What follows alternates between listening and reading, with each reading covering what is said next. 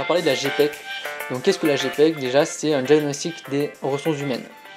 Dans le diagnostic des ressources humaines, on va voir plein de choses. C'est combien est-ce qu'il y a de salariés, est-ce qu'il y en a suffisamment ou est-ce qu'il y en a trop dans l'entreprise? Donc c'est toute une partie de diagnostic. Combien il y en a de personnes actuellement? Combien est-ce qu'on va avoir de personnes dans le futur? Donc il faut prendre en compte l'âge des salariés. Est-ce qu'ils sont bientôt à la retraite? Sinon, s'ils sont bientôt à la retraite, il va falloir bientôt les changer, les remplacer, ou pas d'ailleurs. Qui sont-ils justement? Quel est leur parcours professionnel? Quelles sont leurs compétences? Justement, concernant leurs compétences, est-ce qu'elles sont suffisantes par rapport à l'évolution du métier? Est-ce qu'elles sont suffisantes déjà par rapport pour assurer l'activité de l'entreprise? Est-ce qu'il faut les former ou est-ce qu'il ne faut pas les former?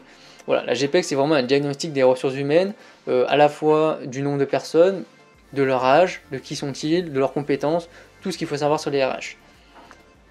Comment est-ce qu'on peut ajuster les effectifs? Donc il y a deux objectifs, augmenter les effectifs et réduire les effectifs. Augmenter les effectifs, donc il y a plusieurs manières, évidemment il y a 5 leviers pour pouvoir faire ça. Le premier c'est la mobilité géographique et fonctionnelle.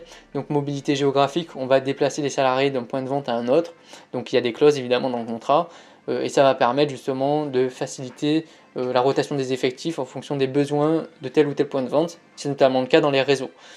Et fonctionnel, c'est l'évolution en interne, hiérarchique, passer d'une fonction à une autre, qui a soit une progression en termes de niveau hiérarchique, ou soit complètement quelque chose de différent, c'est possible aussi.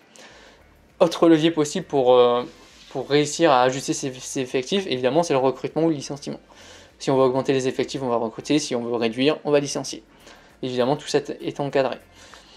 La formation des salariés, ça permet d'acquérir des nouvelles compétences. Et du coup, pour la transition, quand il y a une transition technologique, il va falloir adapter les activités de l'entreprise à cette transition. Du coup, il va falloir former les salariés. Ça évitera de les licencier pour pouvoir recruter des nouvelles personnes. Autant se servir de ceux qu'on a déjà dans l'entreprise, les former, et ils seront tout à fait aptes justement à prendre le poste. Et vous avez la flexibilité du travail, donc il y a plusieurs choses possibles. C'est avoir recours à des contrats particuliers comme le CDD ou l'intérim. Ça permet temporairement d'ajuster les effectifs. Aussi, il y a l'annualisation des heures, donc on est payé quoi qu'il arrive, si on fait 30 heures ou 40 heures.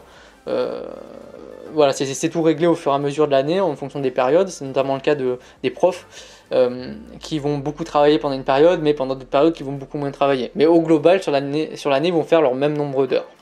Et vous avez la polyvalence, donc ça se développe de plus en plus. Ce sont des salariés qui savent faire plein de choses. Ça évite de recruter par exemple un comptable, de recruter en même temps quelqu'un qui s'occupe de la relation fournisseur ou qui s'occupe des factures. Donc là, une personne qui peut s'occuper de tout si elle a suffisamment de compétences.